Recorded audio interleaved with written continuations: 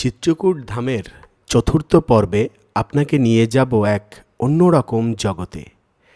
প্রভু শ্রী রামচন্দ্র বনে গমন করেছেন এবং তার লীলাগুলো রেখে গিয়েছেন আমাদের দর্শনের জন্য। হ্যাঁ, আজকে রামঘাট থেকে রওনা দিয়েছি গুপ্ত গোদাবরী দর্শনের জন্য। আর এই গুপ্ত গোদাবরী দর্শন করলে মনে হবে আপনি আরেকটি জগতে প্রবেশ করেছেন। হয়তো সেটি ত্রেতা যুগের জগৎ, কেননা সেটি আমাদের এই পৃথিবীর মতো নয়, এক অন্য রকম। তাই চিত্র দেখে নিশ্চয়ই বুঝতে পারছেন, হ্যাঁ, যাত্রাটি কিন্তু খুব রোমাঞ্চকর হতে যাচ্ছে। এই স্থানের কি নাম, এখানে প্রভু শ্রী রামচন্দ্রের কি লীলা ছিল এবং কতটা গভীরে আমরা প্রবেশ করলাম, এ সব কিছুই কিন্তু বিস্তারিত আপনাকে একে একে বলছি। সঙ্গে থাকুন।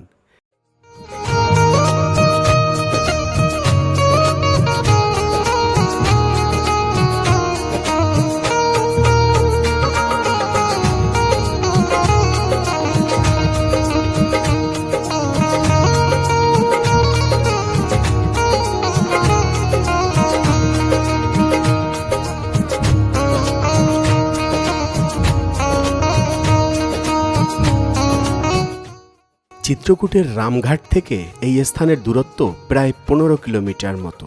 আপনি এখান থেকে টোটো, অটো কিংবা প্রাইভেট কারে করে অনায়াসেই কিন্তু পৌঁছে যেতে পারেন এই স্থানে। কিন্তু মিত্র, এই রাস্তায় কিন্তু বাস চলে না। আপনি বাসে করে পৌঁছাবেন সেটি কিন্তু একদমই নয়। আপনাকে সারা দিনের জন্য কিংবা একটি স্পটের জন্যই বুক করতে হবে। তবে খরচা খুব একটা বেশি নয়, 500 থেকে 1000-1200 টাকার মধ্যেই আপনি এই স্থানে ভ্রমণ করতে পারবেন।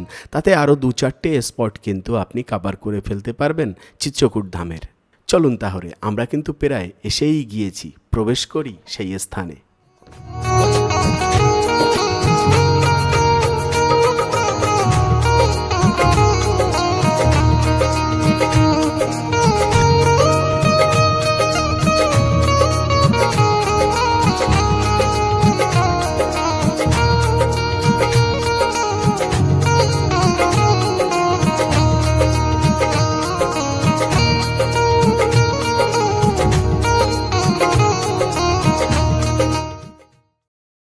তো এবারে চলুন আমরা গুপ্ত গোদাবরীতে প্রবেশ করি।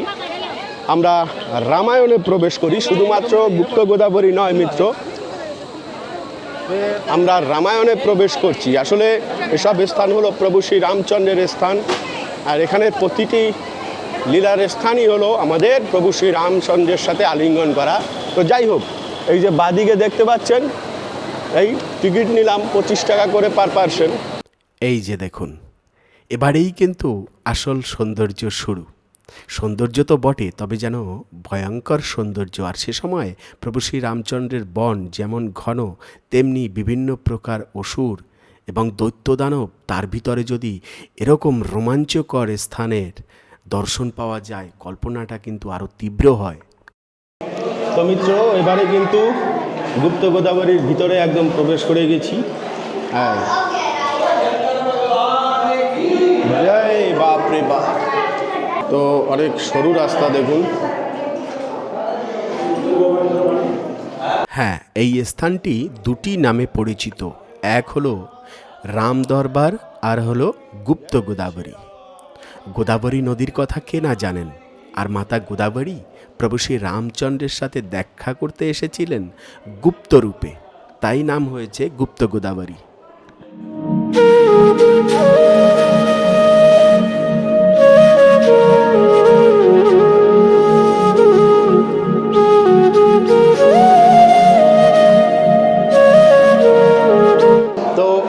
আমরা এখানে এখন অপেক্ষা করছি, মানে একজন একজন করে ভক্ত আসতে পারছে, এর থেকে বেশি আর আসা যাবে না।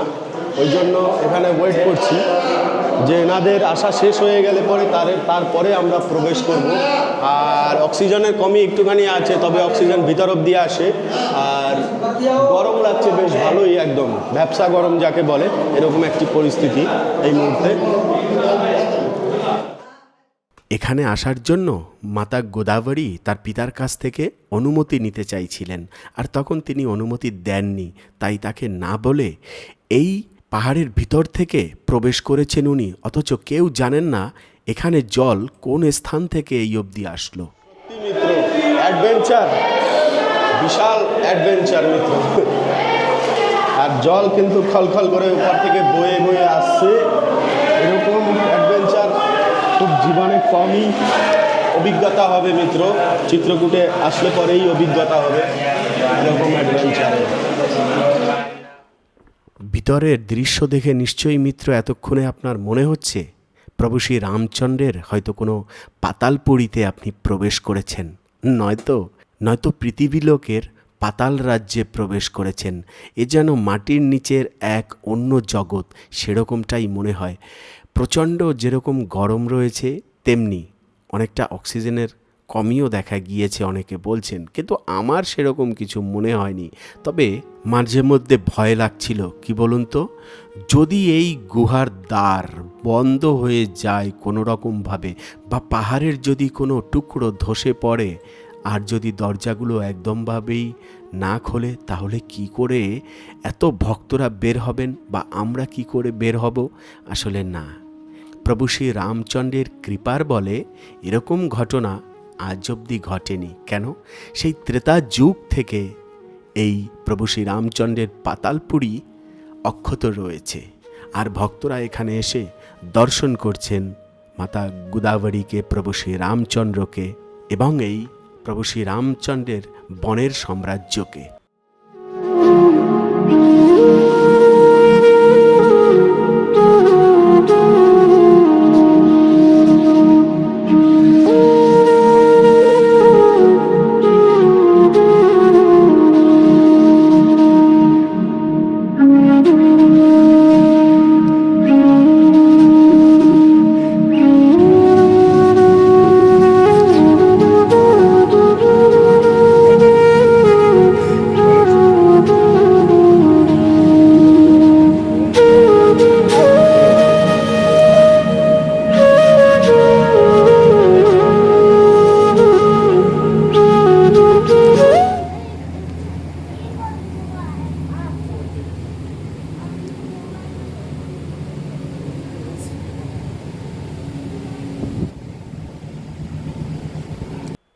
এই স্থানকে রাম দরবার কেন বলা হয়? কেন কি প্রভু শ্রী রামচন্দ্র যখন বনে এসেছেন, সব মুনি ঋষি, দেবতা আদি আরও অনেক বনবাসীদেরকে নিয়ে এখানেই প্রভুর সঙ্গে বার্তালাপ করতেন এবং দরবার করতেন বলেই এই স্থানের নাম হলো রাম দরবার। এখানে যে শুধু প্রভু শ্রী রামচন্দ্রের দরবার ছিল তা কিন্তু নয়, আমাদের মাতা সীতা, লক্ষ্মণ এবং প্রভু শ্রীরাম অনেক দিন এখানে নিবাস করেছেন। এবং এখানে রয়েছে সীতাকুণ্ড, মাতা সীতার স্নানের স্থান।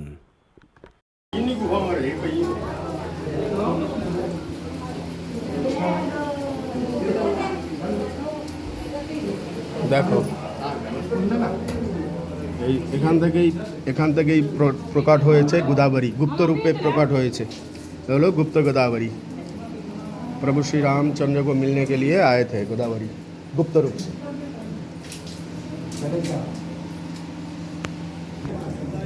তো এখান থেকেই গোদাবরী মা গুপ্ত রূপে এখানে এসেছিলেন প্রভু শ্রী রামচন্দ্রের দর্শন করার জন্য। আর এখানেই কুণ্ডে মাতা সীতা স্নান করতেন যখন উনি এখানে নিবাস করেছিলেন। সেই পবিত্র স্থান হলো এটি।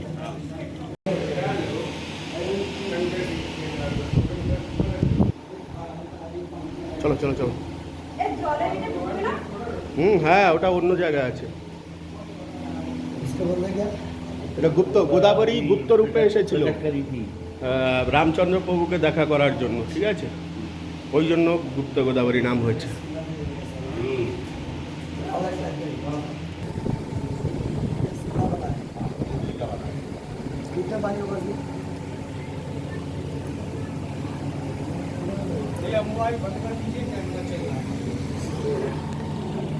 তো এক তো আপনাকে খালি পায়ে এখানে প্রবেশ করতে হবে, তারপরের কথা হলো নিচে যেন মনে হবে যে সুই সাজিয়ে রেখেছে, মানে পাথরের কণগুলো এত তীক্ষ্ণ এবং ধারালো যে আপনার পায়ে খুব লাগবে। যাদের খালি পায়ে হাঁটার অভ্যেস না আছে তাদের তো আরও বেশি কষ্ট। তো সব কষ্ট পেরিয়েই কিন্তু আপনাকে দর্শন করতে। তো যাই হোক, গুপ্ত গোদাবরী প্রভু শ্রী রামচন্দ্রের দরবার তো অসাধারণ ছিল, যা প্রভু শ্রী রামচন্দ্রের আশীর্বাদের ফলেই আগে থেকে নির্মাণ ছিল। তো চিত্রকূটে আসলে কিন্তু এটি দর্শন করতে ভুলবেন না। তো যাই হোক, আজকে আমাদের যাত্রা কিন্তু খুব রোমাঞ্চকর ছিল। মানে পর্বতের গুহায় এত সুন্দর দৃশ্য হতে পারে, হ্যাঁ, চিত্রকূটে না আসলে তো মিত্র কোনো দিনই এটি জানতে পারতাম না, তাই না? প্রভু শ্রী রামচন্দ্রের অসীম কৃপা হয়েছে, তাই দর্শন হয়েছে। তো যাই হোক, আপনারাও আসবেন।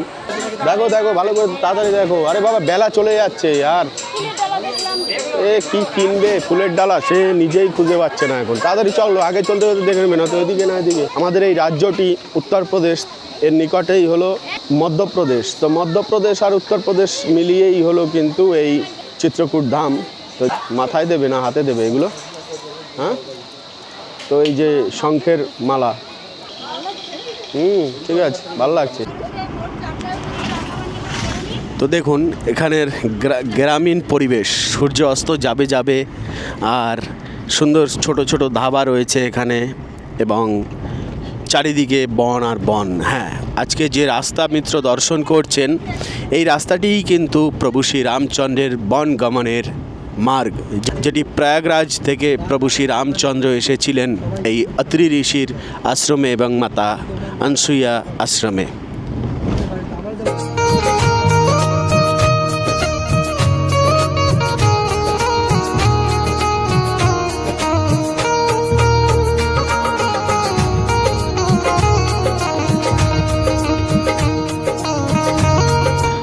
আর মোটামুটি এই চিত্রকূটে কিন্তু গরমের সময়ও আপনি দর্শনের জন্য আসতে পারেন। কেন বলছি, এখানে কিন্তু গরম খুব একটা নেই, অন্ততপক্ষে মানে বৃন্দাবন বা আমাদের কলকাতায় যে গরম, তার থেকে অনেকটা গরম কম। হ্যাঁ, 4 থেকে 5 ডিগ্রি গরম আপনি সবসময় এখানে কম পাবেন অন্য অন্য স্থানের থেকে তাপমাত্রা।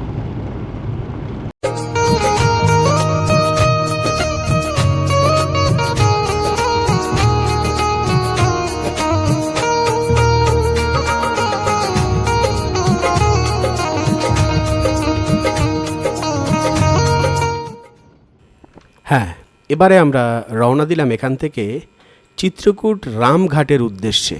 হ্যাঁ, কেন কি রামঘাট মিত্র আপনাদেরকে দর্শন করানো হয়নি, যেখানে আমাদের প্রভু প্রথম এসে ভগবান তুলসীদাসজির সাথে দেখা করেছিলেন, তার পরানো চন্দন ধারণ করেছিলেন, যেখানে রয়েছে অনেক মন্দির এবং সন্ধেবেলার পরিবেশ কেমন হয় সেটি দেখার জন্য নিশ্চয়ই এতদিনে আপনার মন ছটফট করছে। কেন কি চতুর্থ পর্ব চলছে, যদি এখনও পর্যন্ত প্রভু শ্রী রামচন্দ্রের রামঘাটই দর্শন না করলেন, তাহলে কি আর জীবন সার্থক হলো বলুন?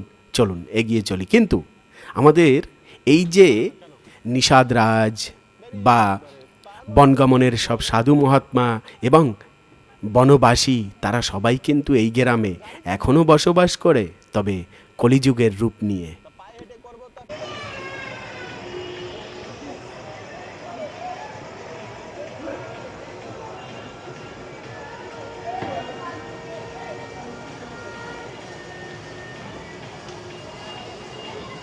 বর্তমানে রয়েছে চিত্রকূটের পবিত্র ধাম থেকে আপনাকে দর্শন করাচ্ছি, যেখানে আমাদের প্রভু শ্রী রামচন্দ্র পবিত্র এই রামঘাটে স্নান করেছিলেন এবং রামচরিত্র মানস যিনি রচনা করেছিলেন তুলসীদাসজি মহারাজের, এবং অনেকও পরাক্রম রয়েছে প্রভু শ্রী রামচন্দ্রের এই চিত্রকূট পর্বতের নিকটে এবং চিত্রকূট ধামে। তো চলুন আজকে এই রামঘাটে সন্ধ্যের পরে, যেখানে আপনি আসলে পরে রাত্রি যাপন করবেন কিংবা যেখানে আপনি থাকবেন, সেই জায়গাটি রাত্রেবেলা কিভাবে দর্শন করবেন এবং রামঘাটের বর্তমান পরিস্থিতি কী রয়েছে, এই নিয়েই আজকে আমাদের দর্শন। তো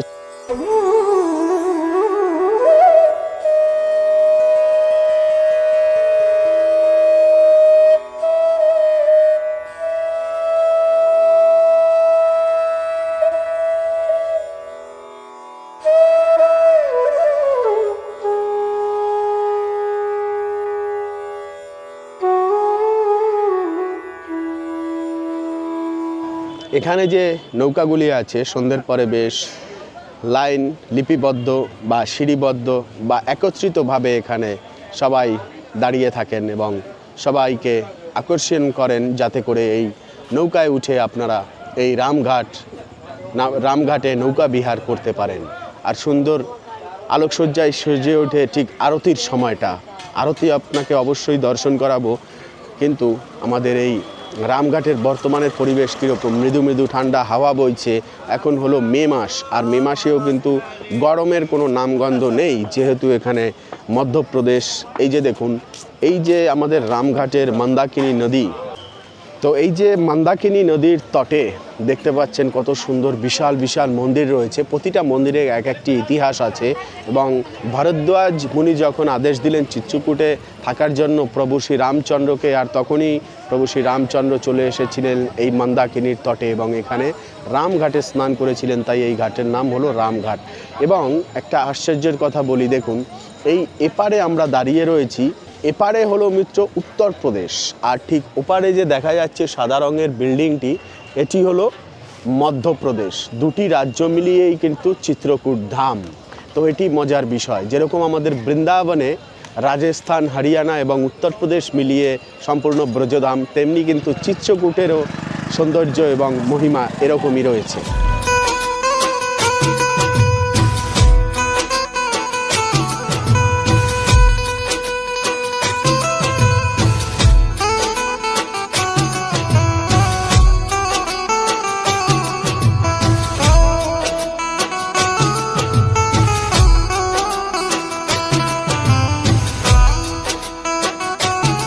দেখুন সুন্দর সুন্দর মন্দির, এই যে দেখতে পাচ্ছেন একটি মন্দিরের মার্গ, পাশেও দেখতে পাচ্ছেন মন্দির, এরকম অনেক সুন্দর সুন্দর মন্দির রয়েছে, প্রাচীন মন্দির সব। এখানে যেরকম হনুমানজির মন্দির রয়েছে, তো এবং তার নিকটেই খুব সুন্দর সুন্দর দোকান রয়েছে, যেটি একটি মেলার মতো সেজে রয়েছে।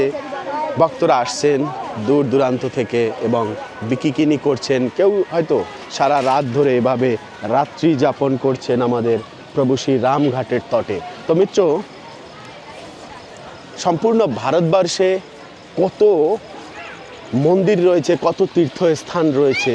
একটা ব্যক্তি যদি মনে করে যে আমি সারা জীবন প্রভুর চরণে কাটিয়ে দেব, তাহলে মিত্র এক একটি তীর্থে গিয়ে এক এক বছর থাকলে তাতেও কিন্তু সম্পূর্ণ তীর্থ দর্শন শেষ হবে না, এবং জীবনটা যে কখন পেরিয়ে চলে যাবে তীর্থধামে ভ্রমণ করতে করতে এবং দর্শন করতে করতে। এবারে অনেকের প্রশ্ন হতে পারে, তাহলে কি সংসার করবে না? সংসার ধর্ম বড় ধর্ম তো হবে, কিন্তু মাঝে মধ্যে তীর্থধর্মও তো করতে হবে, সেটা বলছি। সেই মাঝে মধ্যে কজনে করে বলুন? আপনি 10টা সংসারে যদি খবর নেন যে তীর্থধামে কবার গিয়েছিলেন, হয়তো জীবনে 1 থেকে 2বার, কোথাও এর বেশি আর হয়ে ওঠে না। কিন্তু এতটা ফাঁসতে নেই। কিন্তু দীঘায় কবার গিয়েছিলেন? বেশিরভাগ ফ্যামিলি বলবে দীঘায় না কম করে আমরা 5বার গেছি, 6বার গেছি, পুরীতে গেছি, ওখানে গেছি। তো যাই হোক, এটা আর কি কৌতূহল স্বাভাবিক জিজ্ঞাসা করার। তো যাই হোক, বিকেলবেলা আমরা বেরিয়ে যখন এই রামঘাটের তটে চলে আসি, সারাদিন দর্শন করে চিত্রকূট বিভিন্ন স্থান একের পরে এক ইপোসিডের মাধ্যমে সব স্থানগুলো দর্শন করবেন। আর এই বিকেলবেলার কিন্তু সত্যি এখানকার মনোরম পরিবেশ দেখে হৃদয়টা জুড়িয়ে দেয়, এবং মৃদু মৃদু হাওয়া বইছে, বেশ ভালো লাগছে, যেন মনে হচ্ছে যে এখানে শুয়ে পড়ি। তো দেখুন, এটি হলো ভরত মন্দিরের সৌন্দর্য, মন্দিরের প্রাচীনত্ব দেখে বুঝতে পারছেন কতটা ভালো লাগছে দর্শন করতে মিত্র। হ্যাঁ, এখনও ভক্তরা এত রাতেও কিন্তু দর্শন করে বেরোচ্ছেন এই মন্দির থেকে। আর এটি হলো আরতির স্থান। দেখুন এখানে যেরকম ত্রিবেণী সঙ্গম, হরিদ্বার, হ্যাঁ, প্রয়াগরাজে সন্ধ্যা আরতি হয়, তেমনি কিন্তু আমাদের এখানেও খুব সুন্দর সন্ধ্যা আরতিও হয় এই রামঘাটে।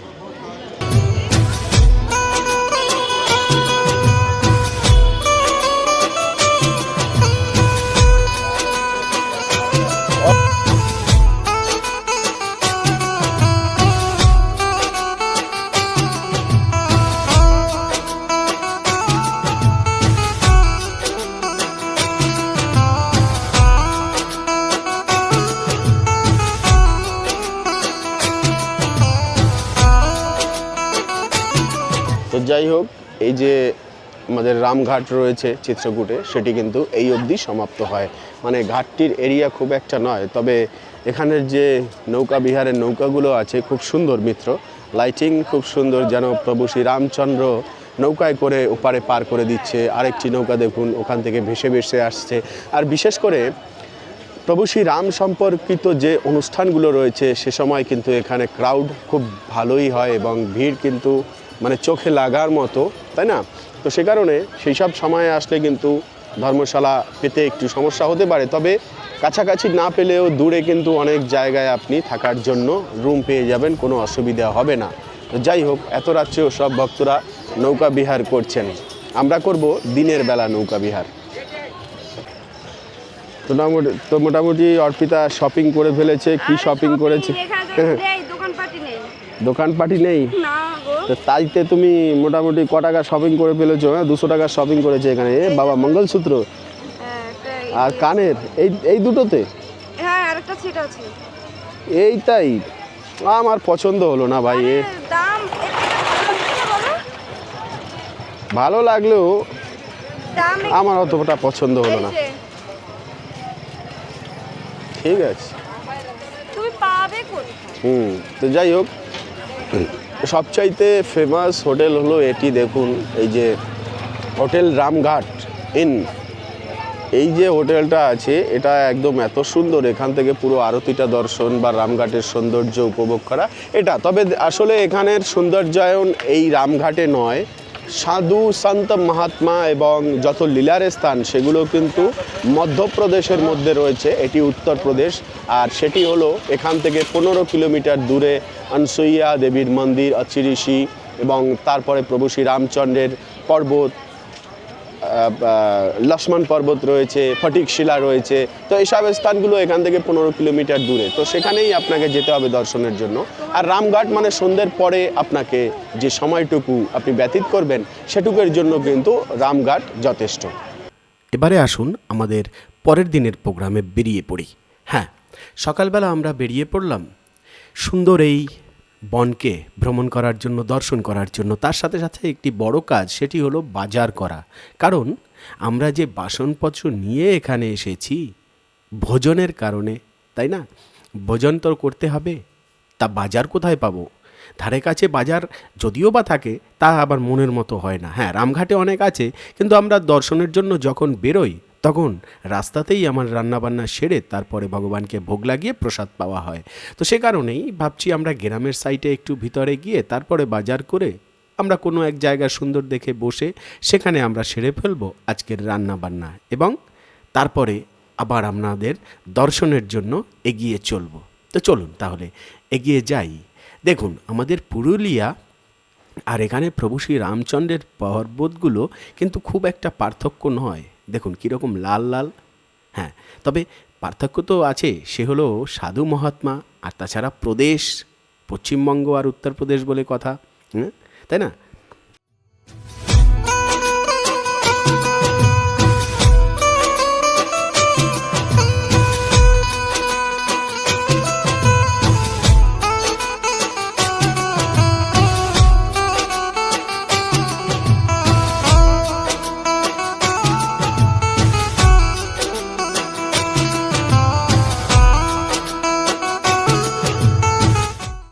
এদিকে আবার চলতে চলতে যখন যেখানে যেরকম আমের বৃক্ষ থাকে, আম দেখলে অর্পিতার হতো হয়েছে, যতক্ষণে না আম পেরে নিজে মাখা বানাতে পারছে সে অবধি কিন্তু আর শান্তি নেই। তাই এবারে একটা ধাবার পাশে আম গাছ লক্ষ্য করে আমরা সেখানটা একটুখানি দাঁড়িয়ে পড়লাম, আর আমি গেলাম সেখানে একটুখানি বিশ্রাম নিতে। আর বিশ্রাম নিতে গিয়ে দেখুন আমার ক্যামেরাটার কি অবস্থাটাই না হলো। এই गिर गया, खत्म कर दिया मेरा स्किन को। इसीलिए स्किन गार्ड लगाने का ये एक फ़ायदा है, पूरा स्पॉट हो गया है स्किन में। তো যাই হোক, আমরা ফেরার পথে এসে এই একটি স্থানে দাঁড়ালাম। দেখুন কত সুন্দর স্থানটি। দেখুন এখানের কিন্তু পরিবেশ, এবারে অনেকে তো তীর্থধাম দর্শন ঠিক আছে, আবার কেউ কেউ আছে যে এই যে হারিকল সে কিন্তু এইমাত্র পড়ে গিয়েছে। তো কেউ কেউ আছে যে ট্যুরিস্ট স্পট হিসাবে ভ্রমণ করে বা মনে মনে ভাবে যে না ওখানে স্পটটা কীরকম, ভিউ কেমন আসে, সেগুলো যারা চান তাদের জন্য বলবো কিন্তু দারুণ দারুণ অসাধারণ, কোনো জুরি নেই। মানে এই যে পুরুলিয়া যারা দর্শনের জন্য যান না, অনেকটা এখানের ভাইবটা সেই রকম আসে পুরুলিয়ার মতো আর কি। তো খুব সুন্দর লাগে আর কি। আর এখানের মানুষজনও খুব শান্ত শিষ্ট, একদম খুব সুন্দর। আমরা এই ধাবার এখানে এসে দাঁড়িয়েছি, গাছ থেকে আম পেড়েছি, আম পেড়ে এখন আম মাখা খাওয়া হলো, যদিও বা আমি খাইনি, কিন্তু বেশ ভালো লাগছে। অসাধারণ পরিবেশ এখানে, শান্ত পরিবেশ। তো সময় যারা ব্যতীত করতে চান, যে তীর্থ থাকবে এবং ভিউ এনজয় করব, তাদের জন্য কিন্তু খুব সুন্দর একটি অপরচুনিটি। আরেকটি কথা হলো মিত্র, এই বনে, যেটি প্রভু রামচন্দ্রের প্রিয় মাতা সীতারও প্রিয়, সেই হরিণ কিন্তু আমরা দর্শন পেয়েছি। হ্যাঁ, হরিণ কিন্তু কপালে থাকলে দর্শন পাওয়া যায়। বনের মধ্যে অনেক হরিণ রয়েছে, অনেক জীবেরাই কিন্তু এখানে বসবাস করে। भाभी और लेके देगा हमें, ठीक है? আর গালি খাएगा नहीं गाली कौन देगा? जिसका आम का पेड़ रहेगा वो कोई चुपकेगा नहीं, कहीं चुपकेगा किधर में नहीं चुपकेगा भाई। ওইটা টেস্ট অন্যরকম জানো তো? गाली देगा तो बोल देगा मैं झुकेगा नहीं, आम तोड़ेगा। हमें बोलवे हमें भाई विकलांग भाई, हम बोलेगा उसको हम विकलांग आदमी बाबा, एक तो हम देखो ऐसे चल के दिखाएगा बाबा ऐसे, ठीक है माता जी ऐसे चलेगा, हाँ, हम देखो आम आम आम तोड़ के वैसे बोलेंगे। नहीं लेडीज नहीं, जेंट्स है। तो गूंगा हो जाएगा। अबे अबे अबे अबे কি নেবে দেখো। যাই হোক, আমরা রান্নাবান্নার জন্য এবারে সবজি তুলে নেব। সকালবেলা এখান থেকেই সবজি নিয়েছিলাম, আর এবারে নিয়ে নেবে। তোমার পছন্দ মতো তুমি এখান থেকে সবজি তোলো। হ্যাঁ, মূলা ভাজা নিতে, মূলাগুলো কিন্তু বেশ ফ্রেশ আছে। হ্যাঁ, আচ্ছা, শশাও কিন্তু দেশি শশা পাওয়া যাচ্ছে, আমাদের রান্না করে খেতে বেশ লাগে। यहीं से आम ले लेने से झमेला ख़त्म हो। कितना खाएगा ये, खा के आम पेट में गड़बड़ी ना हो जाए। अच्छा, कुदरी भाजा, कुदरी নিতে পারো কিন্তু, বরবটি, হ্যাঁ ভেন্ডিও নিতে পারো। বাজবো ভেন্ডি? হ্যাঁ, সকালে একবার, ফের রাতে একবার করতে হবে তো। একবেলা, এটা একবেলা করবে, আবার বিকেলবেলা। হ্যাঁ, ডাল লাগবে? ডাল, ও ডাল তো আছে। হ্যাঁ, ডাল হ্যাঁ। তো আমাদের প্রভু শ্রী রামচন্দ্রের দেশের সবজি নেওয়া হচ্ছে এবারে। শশা, মূলো, পেঁপে, হ্যাঁ বেগুনটা দরকার এর কাছে। বেগুন, ও বেগুন তো ওই সুবেওয়ালাই বেগুন নেই, ইয়ে নেই। না না না না না, ওই পাশের দোকানের ওই বেগুনগুলো, ওটাও আবার চুপসে। বেগুন তো নিতে হবে কিছুটা। फ्रेश नहीं लग रहा है, देखो ना कैसे। ये देखो ना, एक ही साथ तो आया है। তো এখানে সবজির দাম মোটামুটি সব 60 টাকা, 50 টাকা, 40 টাকার মধ্যেই আছে। ভেন্ডি 40 টাকা, আর এটা হলো কিলো নিলে 60 টাকা, এটাও 60 টাকা কিলো, আর শশা হলো 60 টাকা কিলো। তো এরকমই চলছে এখানে রেট। मिर्ची बहुत बढ़िया है भैया, मिर्ची ले लो। कौन सा वाला है मिर्ची? मिर्ची ये कच्चा मिर्ची। ठीक है। আজকের এই ভিডিওটি এই অবধি। পরবর্তী ভিডিওতে আবার দেখা হবে, কথা হবে। সেই অবধি ভালো থাকবেন, সুস্থ থাকবেন। রাধে রাধে।